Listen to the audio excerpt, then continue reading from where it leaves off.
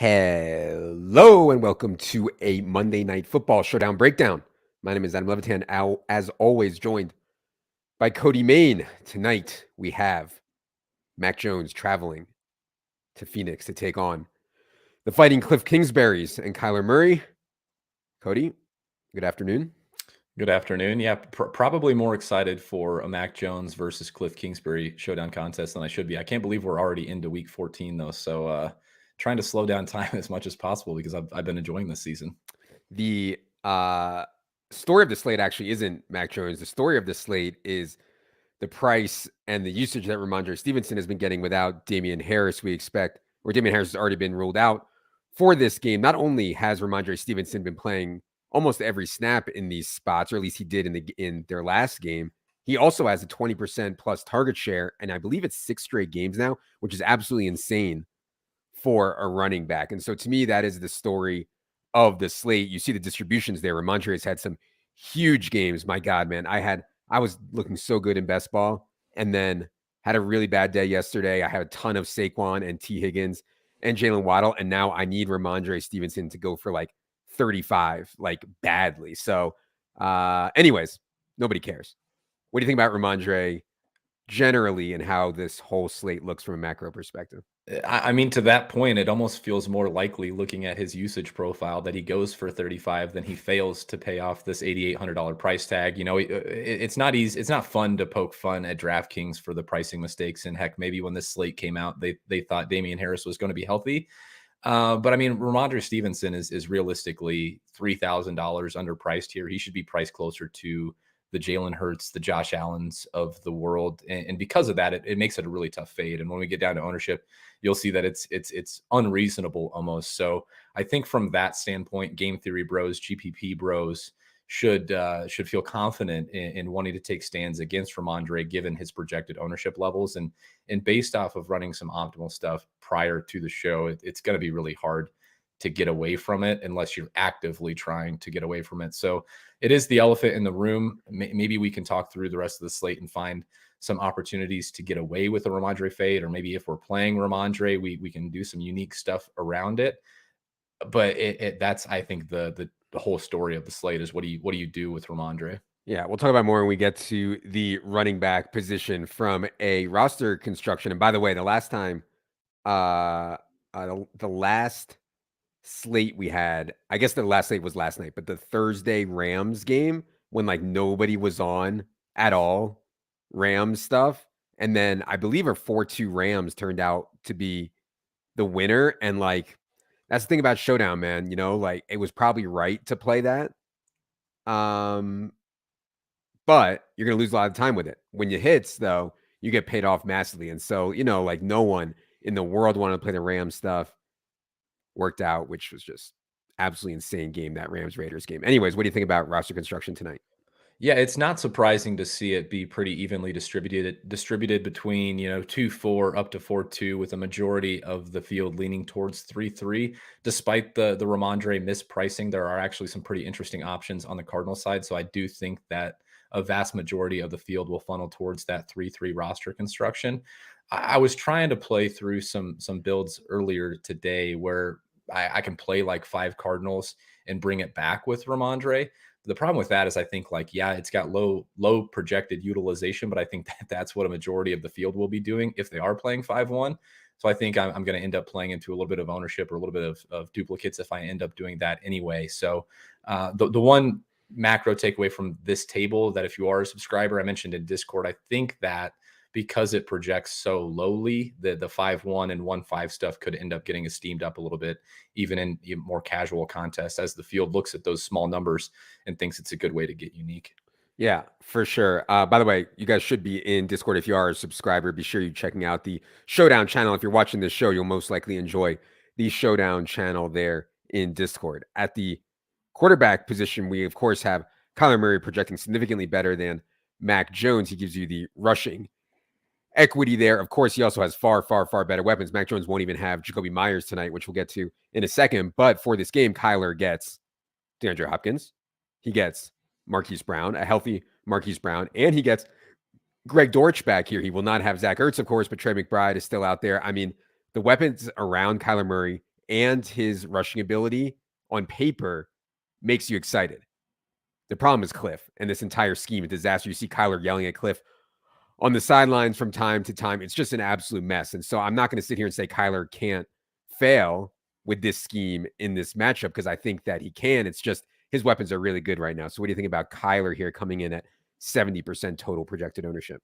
Yeah, the tournament ownership actually feels pretty efficient on Kyler. And if there were a player, if we're talking about Rhamondre's potential 90% plus ownership in some of the tournaments tonight, I actually feel better about a fade on Kyler at 70% than I do on Rhamondre at 90. The price tag is pretty up there for Kyler. He can't, Rhamondre can have a poor game and still pay off an $8,800 price tag. And Evan talked about it in his matchups column too, that this offensive line has just been decimated. So you add in the fact that this Patriots defense is very good. This Patriots defense is capable of getting pressure.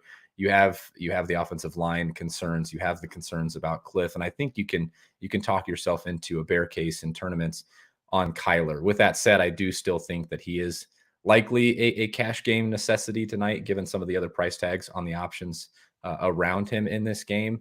But I'm okay coming in under that 70% on Kyler in tournaments. Mac Jones has been bad. I mean, you can make excuses, whatever you want.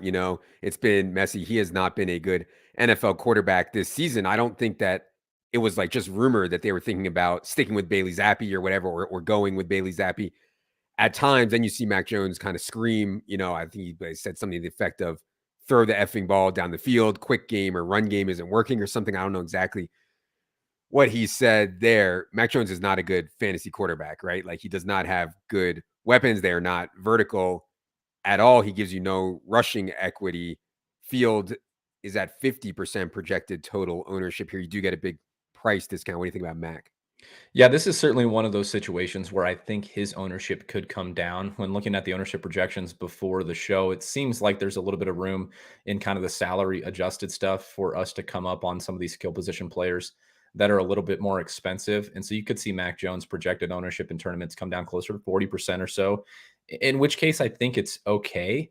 The problem is, you mentioned off the front that like Jacoby Myers is out. This is not a good fantasy quarterback. He's not going to add much with his legs. The problem that I'm running into is my GPP bro brain is like, man, this is just optimal leverage off of Rhamondre Stevenson. Even if you play Rhamondre Stevenson in these lineups, like if you got a Mac Jones double and you just get Captain Mac Jones lineups with two of those pass catchers that are relatively cheap, and the touchdown production just comes through the air. I mean, that's something that gets me excited from a game theory perspective, but like my football brain is having a hard time reconciling that, because looking at Mac Jones and looking at his performances of late, tough to get excited about that. Yeah. Yeah. I want to circle back on Mac Jones. I will say that this Arizona pass defense is so bad. Like, they are for sure a pass funnel. You can throw on them. This is going to be, I think, one of the best matchups that Mac Jones has had in a while. All right, running back. So my only Rhamondre, hole in the armor. There was a game, I think it was like week 9 or week 10 or something like that. And we had heard that Damien was going to be out. And I just like piled into Rhamondre Stevenson overs, played Rhamondre Stevenson in DFS. In that game, Rhamondre only outcarried JJ Taylor 15-10. Rhamondre did see 7 targets in that game. JJ Taylor 1. We can't project that. Since that game, it's been all Rhamondre when Damien has been out. So that's the only thing that I can say there as a whole in Rhamondre. I don't think that's how it's going to go tonight. They love him so much. I'm just saying, if you're looking to make a Rhamondre fade at 90%, that to me would be the best case for it. I don't know, man. This is a game theory bro question. If you play Rhamondre, are you playing him captain? What kind of teams do you like playing him in captain? And if you go for a fade on Rhamondre, what kind of teams do you think are best? Yeah, I looked at the optimal before the show, and our optimal right now projects for 108 points, and that has Rhamondre Stevenson at captain. If you have access to our projections, I think that's a relatively strong cash game, cash game team. Though we'll get to some of the options at wide receiver and tight end that I would like to avoid, if at all possible, given their wide range of outcomes.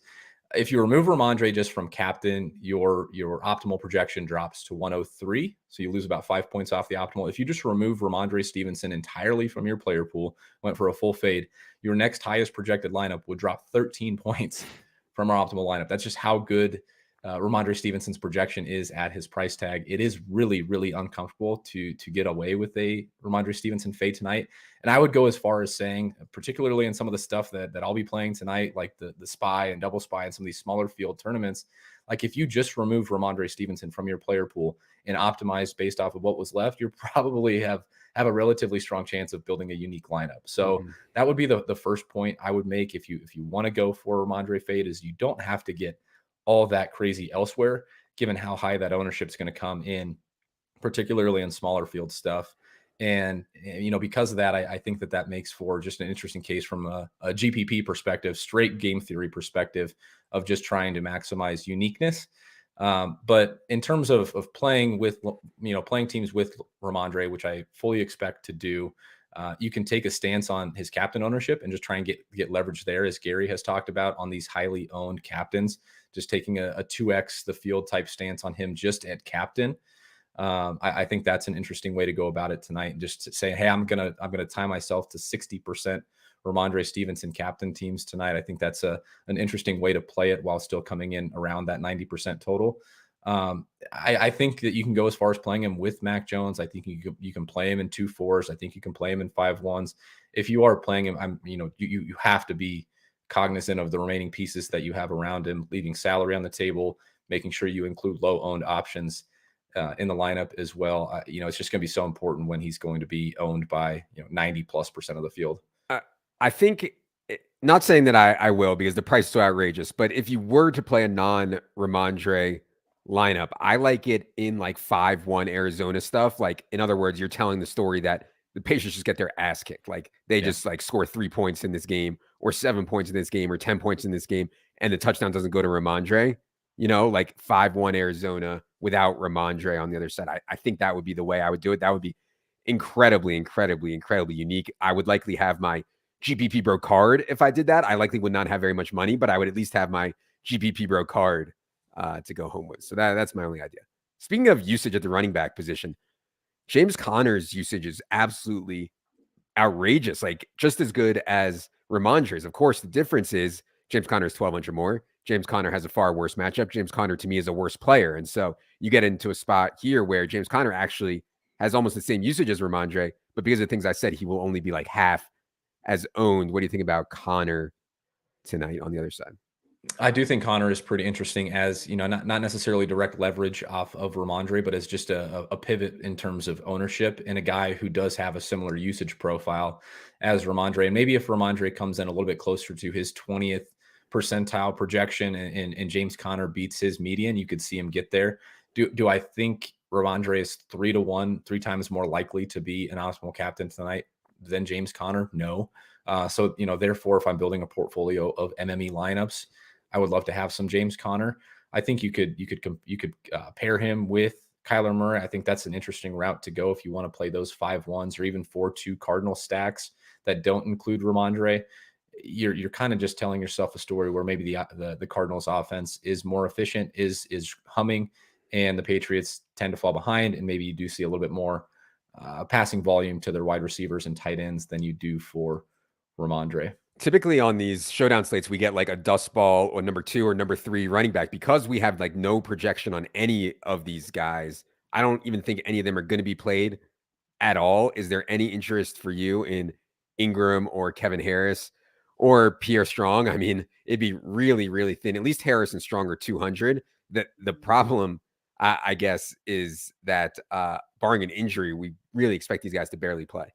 Yeah, I think that's what you're hoping for somebody like Kevin Harris's injury. Keontae Ingram they did us no favors with his price tag. So because he's 2,600, I think he's almost entirely out of play given our projection on him.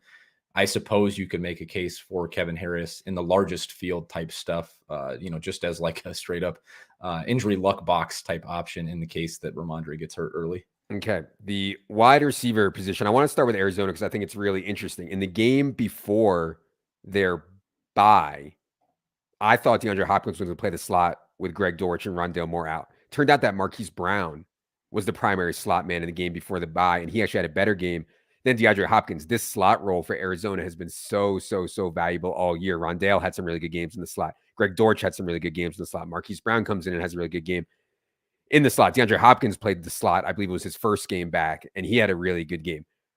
I think, and there's a lot of different ways they could play it tonight. The way I think they're most likely to play it is when they go 3 wide, it will most likely be Dortch in the slot, but not for all of them. I think Marquise Brown will mix into the slot some. And then on the outside, I think we'll see Robbie Anderson be a rotational player at best. And so the primary 3 wide receiver set would be Dortch in the slot, Marquise Brown, DeAndre Hopkins. I also think we'll see some formations, though, with Marquise Brown in the slot, DeAndre Hopkins on one side, and on the other side, some rotation between Robbie and AJ Green, right? So, like, I think they're actually going to give all 5 guys routes. Dortch is an awesome tag, an awesome play if you think that he is going to be the every down slot guy. I'm not prepared to say that for sure yet, but what's your take, Cody, on this Arizona wide receiver stuff? Yeah, I'm with you. I want to find a way in that cash game lineup that I was referring to getting up to Dortch, but I do have some of the same concerns that you just mentioned, in that he doesn't get that full slot role like we saw when DeAndre Hopkins and Marquise Brown weren't, both alongside him. Now with all 3 of them back, I think there are some outcomes where Marquise Brown gets more of that slot work, and they just bring in AJ Green and or Robbie Anderson to play on the perimeter opposite D-Hop. If that's the case, then like Greg Dortch's outcomes are much wider than his projection would indicate. And at his current projection, I think he looks like a fantastic play. That low A-dot slot role, like you mentioned, is just been fantastic. It's been a printing press for DFS, and at 2,200, I think that Dortch would have a case for being in cash game consideration. I want to keep an eye on that ownership projection as we get a little bit closer to lock. If I get the feel that maybe that could come up, I think it's an interesting way to get different in tournaments by not playing that cheap Greg Dortch price tag. I think it's also interesting up top looking at the disparity in price tag between Hopkins and Marquise Brown. When I pulled up the slate, I assumed that it would be priced much closer to a 1A, 1B situation. And I also kind of thought that we would get a little bit of an ownership discount on D-Hop when I saw that he was $4,000 more expensive than Hollywood. If you told me that the current ownership projections at both Flex and Captain held, I would just prefer to play Marquise Brown. I'll take my discount on ownership. I'll take my discount in salary and kind of hope for the best. I don't think that there's this big of a disparity in their projected usage that warrants D-Hop being $4,000 more expensive at this point. Oh, not even close. And we only have their ceiling projection 3 points apart here. For them to be $4,000 or $4,000 separated is crazy. I'm shocked that we have projected ownership 10 less on Marquise Brown. I thought for sure he'll be more expensive, and maybe it'll run out that way. But yeah, that role that sometimes in the slot, sometimes out wide is so good for Marquise Brown. Okay.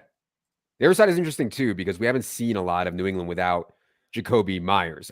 I kind of think in this game that Aguilar is going to play a lot of slot. I know Kendrick Bourne, when he's in there, is going to play a lot of slot. We don't think Tyquan Thornton is going to play much slot, but he is indeed the cheapest here. At least it gets a little bit condensed. I mean, God, it's so hard to click Devontae Parker. Dude is just never open. Like it's just, he's just never, ever open, but it's certainly a good matchup here. What do you think about all the Patriot stuff without Jacoby Myers? Yeah, the wide receiver stuff is interesting because we do have a tight end who I think will make the clicks in this wide receiver range a little bit more difficult on the Patriots side as maybe the field funnels towards Hunter Henry at tight end, who we'll get to next. I had the same take as you. Nelson Aguilar is kind of the cheapest of the main 3 that we expect to be out there. He's got our highest base projection, though the market may not agree with us on that. And to me, it felt like he's kind of the easiest click of this group. When Jacoby Myers has either a missed time completely or in that game in week 12 when he was banged up and kind of in and out of the lineup, it is Aguilar who sees a big bump in his slot routes. And I think that's pretty interesting for tonight. If I had to pick a favorite of this group, it would be Aguilar, especially if you're going to tell me that ownership is going to end up being pretty close. I guess the one thing I would just push back on myself on that is saying that I feel like he's the easiest click of the bunch and therefore could maybe separate in terms of ownership a little bit. Yeah. I will say this about Tyquan Thornton. Like, I don't think the Jacoby being out matters for Tyquan Thornton that much, but this dude is fast, man. I mean, talk about a showdown guy who can make a big play, like similar to like some Rashid Shaheed type play that we had on that Saints slate. Like Tyquan Thornton, 1400 can be out there and make a big play. One Eye Jack says max one New England wide receiver tonight. I think it would depend on your build, but I don't think I would have that just because I think this Arizona pass defense is so bad. Like Mac Jones throwing for 250 yards tonight, I think is well within the range of outcomes. But yeah, what do you think about rules on New England wide receivers? Yeah, we talked about this one with Gary when Jacoby was healthy on their last showdown slate, and Gary went as far as saying he would max one with Jacoby healthy. I was still at a max 2 point.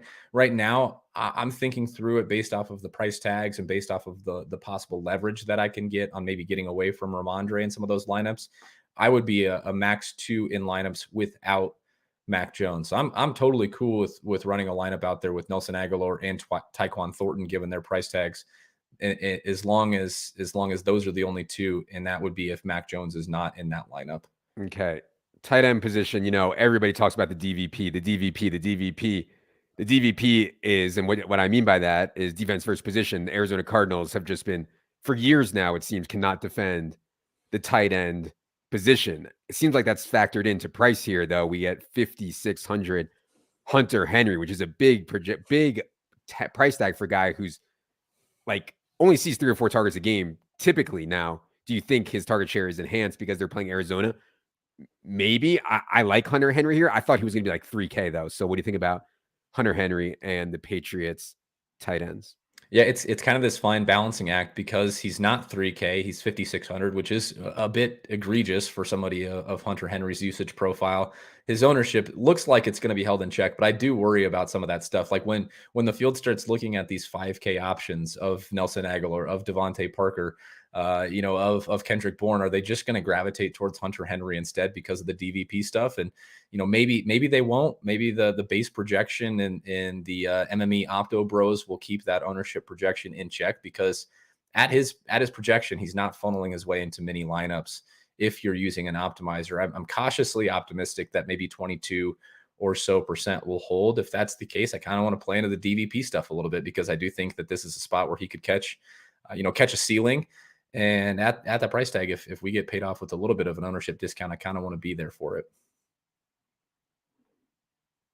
What about Jonnu?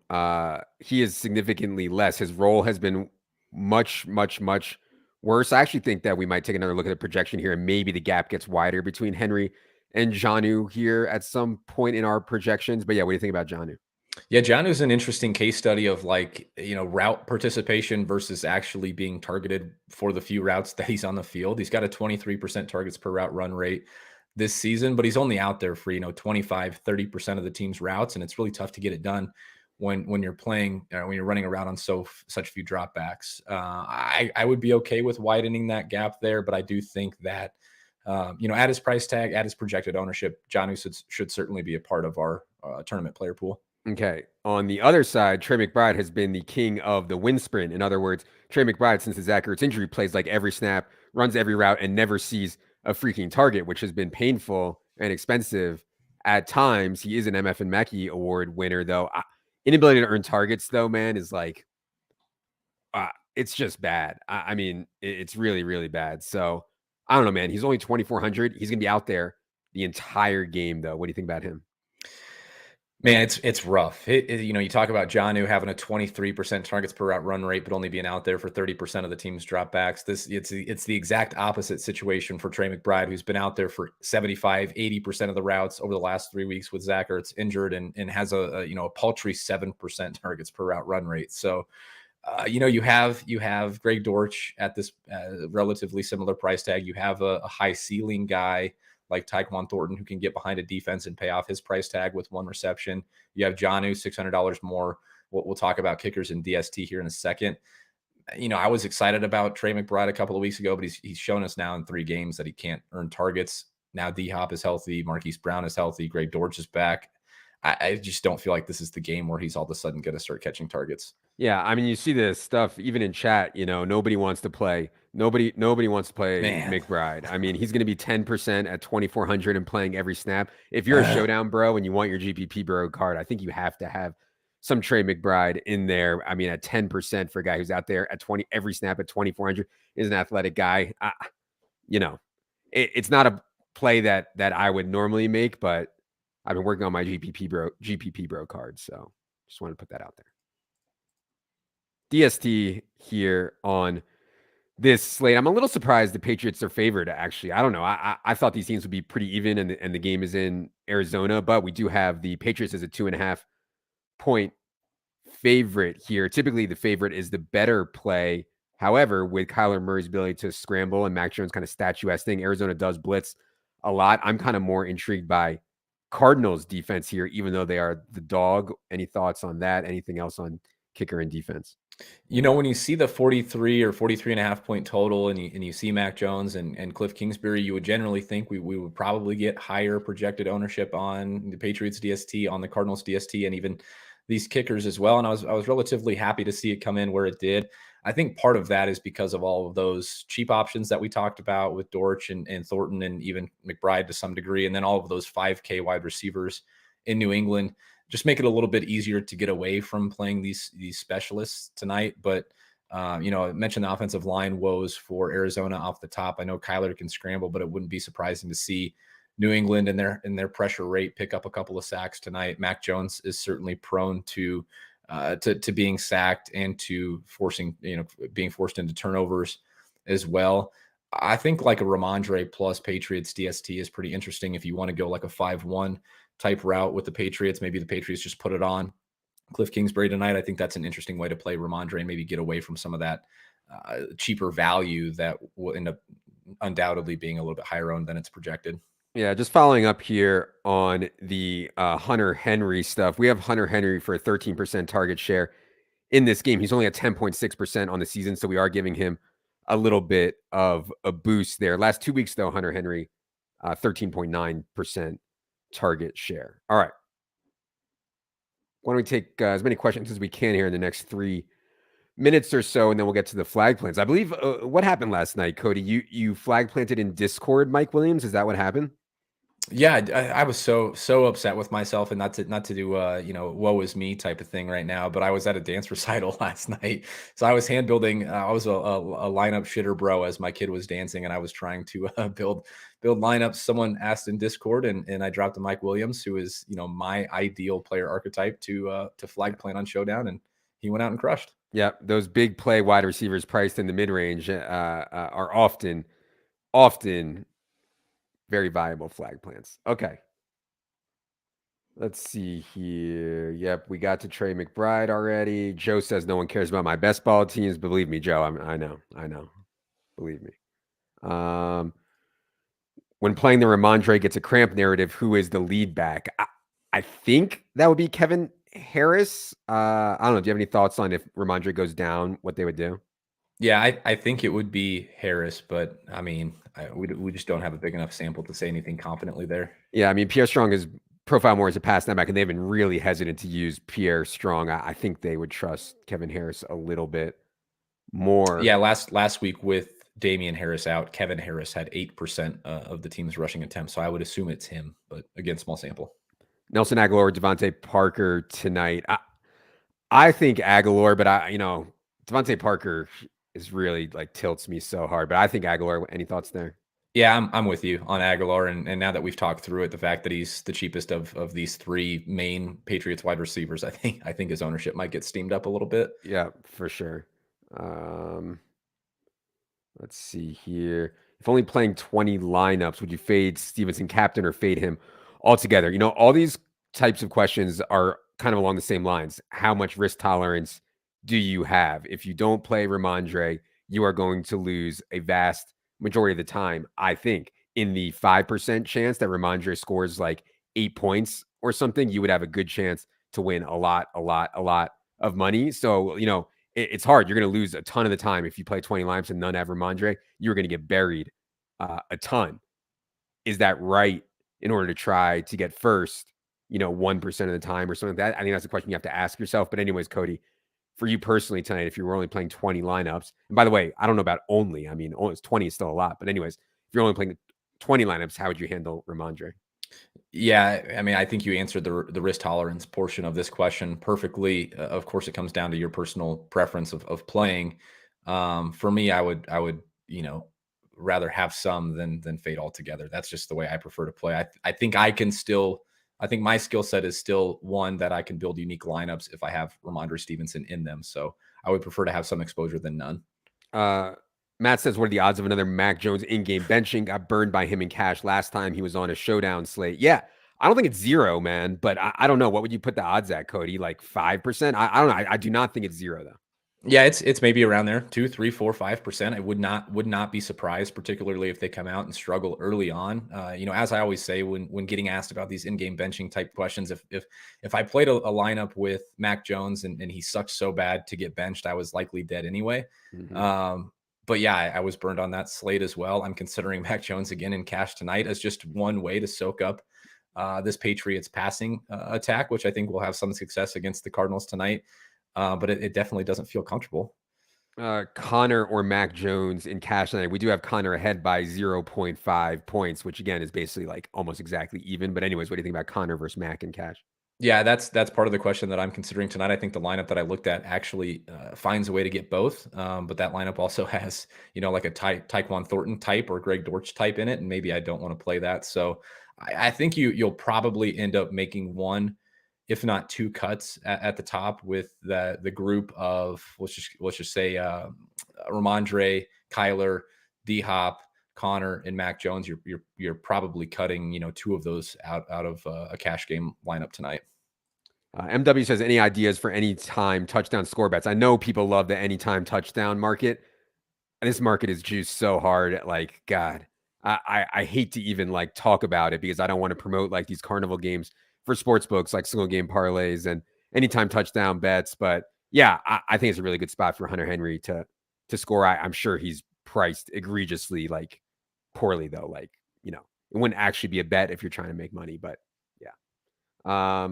Jason says, do you stack Kyler captain with both D Hop and Marquise Brown? If you're playing Kyler captain teams, Cody, what would the rest of your team look like? I think I won at least one of them, but part of the intrigue of the Captain Kyler teams is that the field often single stacks too frequently, which I think you should still be doubling up more often than not with Kyler. And then part of the intrigue is that guys like, at least in large field tournaments, guys like AJ Green, guys like Robbie Anderson are at least a little bit in play. So I think I won at least one of D Hop or Hollywood, but would not be shying away from including some of those other dust balls in those double stacks. Levi says Kendrick Bourne is a tough click. I agree, but I actually think Kendrick Bourne is like their best suited slot player. Like Kendrick Bourne has not played a lot this year, but he does have slot experience. And I think that like they might think he can be a more direct replacement. I know everybody's saying Aguilar is going to play the slot, and I think that's likely, but still, I think Kendrick Bourne is going to get in there and play. And if the Aguilar steam happens, if Aguilar got to like 40% and Bourne was like 14%, I definitely think Kendrick Bourne there would be the better GPP play. So, yeah, GPP bros, I think Kendrick Bourne is interesting. Blake says, do you think Greg Dortch gets steamed in single entry? I feel like everyone will click on him for some salary relief. Yes, I think Greg Dortch will get steamed because people aren't thinking about it like the way we are. I think they just think, oh, it's obvious, like Marquise Brown and DeAndre Hopkins on the outside, Greg Dortch in the slot. And like maybe that's the way it is the whole game. I think it's going to be more of a mix, but yeah, still at 2,200, I think Dortch will get steamed. If you're playing a 5-1, who would be your 5-1 New England? Who would be your Arizona player? I've actually looked into this, and it's nice with the 5-1 stuff, 1-5 stuff, whichever way you decide to go. It's relative. It's like a kind of there's a skeleton key, if you will. And most often, the bring back is a pass catcher, and I think that just intuitively makes sense when you think about it. You're assuming one team is crushing the other team, and the other team is likely racking up some PPR friendly points in garbage time. So I would prefer one of those pass catchers from Arizona, whoever is your favorite of the bunch. Yeah, and I mean the New England stuff is not expensive, so like you could maybe Mhm. fit DeAndre Hopkins in a Yep. 5-1, and like when teams, let's say that New England's crushing Arizona and they're in like some prevent defense. I mean DeAndre Hopkins just like running 10 yards down the field and turning around, like yeah, I mean that's easy. Are Hunter Henry and Big Mon, aka Rhamondre, negatively correlated in Big Mondre captain lineups. If you're playing Rhamondre Stevenson captain, Cody, what would the rest of your Patriots look like on that team? Yeah, like maybe if Rhamondre was appropriately priced, it would be because Hunter Henry's most likely to get there on touchdown volume, not reception volume, not yardage. So yeah, maybe if Rhamondre was appropriately priced, but like Rhamondre could get there on like reception volume alone tonight at 8,800. So no, I don't think that they're negatively correlated. In Rhamondre lineups, I like still having a Patriots pass catcher in that team.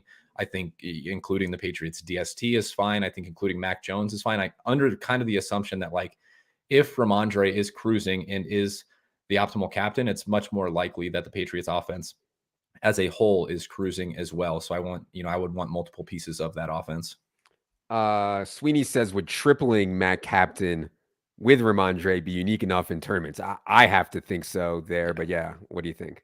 Oh, for sure, for sure. And I think that's an interesting point. I do think Rhamondre is an interesting. If you were one who only wanted to double stack, you wanted Mac Jones captain with one Patriots true pass catcher, and then Rhamondre as the second. I think that's pretty interesting as well. I think the captain ownership on Mac is going to be low enough that any Mac captain lineup is going to be a good start for a unique build.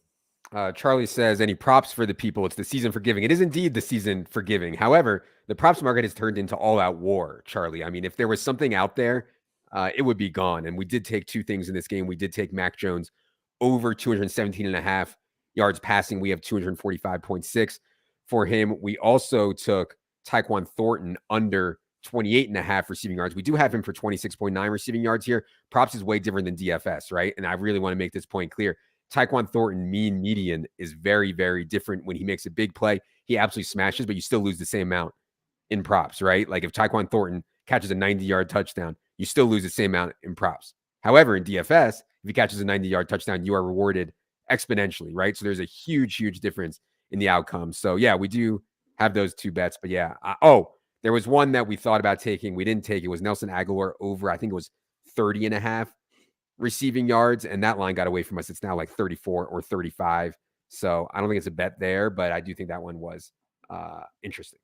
Okay. Oh, look who it is. Oh my God. Lil Tunchi. It's week 14, bro. Where have you been? It's week 14. Any FanDuel takes for Little Tunchi's heroic Ali-like return to the show? What a comeback for Tunchi. It's been a minute, man. Let me look through. You've been away for so long that we've just completely ignored FanDuel. Not that we didn't do that already, but my God. Rhamondre looks equally interesting over there, though I think he's a little bit better priced in terms of more appropriately priced. Kyler Murray's price tag kind of gets away from you. Although you don't have the 1.5x multiplier at MVP, so I still think he'll be played there. Plenty. Let me keep scrolling down the board to see if there's anybody else that is interesting. The Hunter Henry 7,500 is very, very cheap, and Bourne 5,500 too is very, very cheap. Yeah. Those are nice price tags. Aguilar over there is 8K. He's the most expensive of that group, so I think you'll get lower ownership over there if you are worried about it on DraftKings. So I think that is interesting. But yeah, as Adam pointed out, Hunter Henry, Devontae Parker, and Kendrick Bourne at 5,500, very cheap on FanDuel. Yeah, and just for everybody wondering what's going on here, we don't normally talk about FanDuel Showdown. We talk about FanDuel plenty for main slate. I think it's interesting. I think a good game for main slate. For Showdown specifically, because of the way they have it structured and set up the scoring, we do not think that in the long term, FanDuel one game is a beatable game. That said, you can play and have fun, and we're all about fun here. Actually, that's not true. I'm not about fun. I'm about eviscerating my opponents for money. However, other people are out for fun. Okay. Let's get to everybody's favorite portion of the program. Cody coming off of the winning Mike Williams flag plant. I will go ahead and cede you the honors here, Cody. Yeah, we've seen this consistently with your typical pocket passing quarterbacks this season, particularly ones that are perceived as bad. And Mac Jones might just truly be a bad NFL quarterback at this point of his young career. But I think it's going to result in relatively low ownership in small and large field tournaments alike. I think we've got 50% now. I think it could come down to 40%. I want to find ways to get leverage off of 30 plus, maybe 40% captain Rhamondre Stevenson ownership. I think we're going to go with the captain Mac Jones double stacks tonight as the optimal lineup in tournaments. Mm-hmm. That is a GPP Bro card play there. We only have 5% projected captain ownership on Mac Jones. I'm going to go with someone at 6% projected captain ownership as the optimal captain. That is fake Hollywood himself, Marquise Brown. He is not from Hollywood, California. He is from Hollywood, Florida, and therefore fake Hollywood himself. Dude has been playing really, really good ball. And I actually thought in his first game back, in the game before the bye, he had a really, really good game as well. Marquise Brown also gives you some leverage off of the Dortch stuff. In other words, if I'm right and Marquise Brown sticks into the slot some and they don't play Greg Dortch for a full amount of snaps, there's going to be a lot of Dortch pain out there, I think. Although, man, at 2,200, he could still get there on like half the snaps. But still, I think the Marquise Brown stuff is a deterrence to Greg Dortch, who I think is going to end up very, very, very owned at 2,200. All right. That is going to do it for this Monday edition of the Showdown Breakdown Show. I'll be back tomorrow for the solo pod and for the team by team pods with Silva. If you're watching this on YouTube, which I assume everyone is, please hit the subscribe button. We do have a goal of getting to 30,000 subscribers before the end of the year. However, since we don't do $10,000 giveaways like Mr. Beast, I do not think we're going to get there, but you can still help us. For Cody. For Producer Adam. I am Adam. Good luck, everybody.